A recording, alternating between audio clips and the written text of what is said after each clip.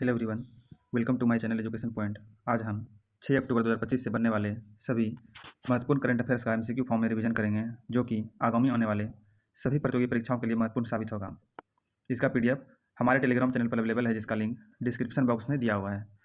तो चलिए स्टार्ट करते हैं। आज का हमारा पहला प्रश्न है, टाटा समूह और एयरबस द्वारा किस राज्य में भारत की पहली निजी हेलीकॉप्टर असेंबली लाइन स्थापित की जाएगी? टाटा समूह और एयरबस द्वारा किस राज्य में भारत की पहली निजी हेलीकॉप्टर असेंबली लाइन स्थापित की जाएगी? इसका राइट आंसर है कर्नाटक। अगला प्रश्न है, किस शहर में 11वां विश्व हरित अर्थव्यवस्था शिखर सम्मेलन आयोजित किया गया? किस शहर में 11वां विश्व हरित अर्थव्यवस्था शिखर सम्मेलन आयोजित किया गया? इसका राइट आंसर है दुबई। अगला प्रश्न है, I am Giorgia my root my principle नामक किताब किस देश के प्रधानमंत्री की आत्मकथा है? I am Giorgia my root my principle नामक किताब किस देश के प्रधानमंत्री की आत्मकथा है? इसका राइट आंसर है इटली। अगला प्रश्न है, हाल ही में किसने सामाजिक सुरक्षा में उत्कृष्ट उपलब्धि के लिए ISSA पुरस्कार जीता है? हाल ही में किसने सामाजिक सुरक्षा में उत्कृष्ट उपलब्धि के लिए ISSA पुरस्कार जीता है? इसका राइट आंसर है भारत। अगला प्रश्न है, हाल ही में ADB ने वित्त वर्ष 2026 में भारत की विकास दर कितना प्रतिशत रहने का अनुमान लगाया है? प्रश्न है, हाल ही में ADB यानी एशियन डेवलपमेंट बैंक ने वित्त वर्ष 2026 में भारत की विकास दर कितने प्रतिशत रहने का अनुमान लगाया है? इसका राइट आंसर है 6.5%। अगला प्रश्न है, हाल ही में एशियाई टेबल टेनिस चैंपियनशिप 2025 का ब्रांड एम्बेसडर किसे नियुक्त किया गया है? प्रश्न है, हाल ही में एशियाई टेबल टेनिस चैंपियनशिप 2025 का ब्रांड एम्बेसडर किसे नियुक्त किया गया है?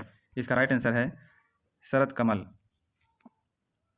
अगला प्रश्न है, हाल ही में कुष्ठ रोग से मुक्त होने वाला दुनिया का पहला देश कौन बना?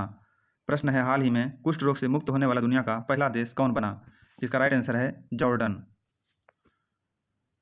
अगला प्रश्न है, यात्रियों की सुविधा और पारदर्शिता में सुधार के लिए किस संगठन ने राष्ट्रीय राजमार्गों पर QR कोड साइन बोर्ड लगाने की घोषणा की है? यात्रियों की सुविधा और पारदर्शिता में सुधार के लिए किस संगठन ने राष्ट्रीय राजमार्गों पर QR कोड साइन बोर्ड लगाने की घोषणा की है?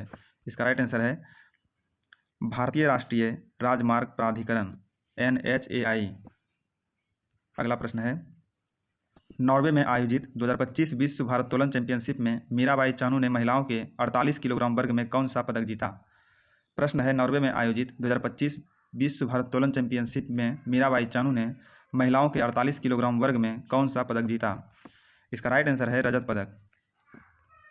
अगला प्रश्न है, 2025 विश्व पैरा एथलेटिक्स चैंपियनशिप में पुरुषों की भाला फेंक F44 स्पर्धा में भारत के लिए स्वर्ण पदक किसने जीता? प्रश्न है, 2025 पैरा विश्व एथलेटिक्स चैंपियनशिप में पुरुषों की भाला फेंक F44 स्पर्धा में भारत के लिए स्वर्ण पदक किसने जीता? इसका राइट आंसर है संदीप संजय सागर। अगला प्रश्न है, 1 अक्टूबर 2025 से दिल्ली के मुख्य सचिव के रूप में किसे नियुक्त किया गया है? 1 अक्टूबर 2025 से दिल्ली के मुख्य सचिव के रूप में किसे नियुक्त किया गया है? इसका राइट आंसर है राजीव वर्मा।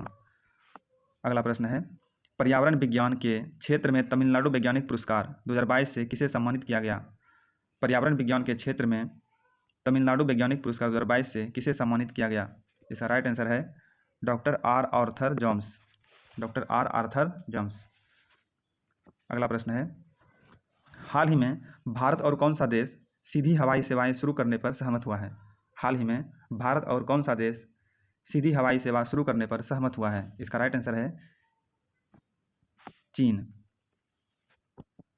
अगला प्रश्न है, हाल ही में किसे सेंट्रल बैंक ऑफ इंडिया का MD एंड CEO नियुक्त किया गया है? हाल ही में किसे सेंट्रल बैंक ऑफ इंडिया का MD एंड CEO नियुक्त किया गया है? इसका राइट आंसर है कल्याण कुमार।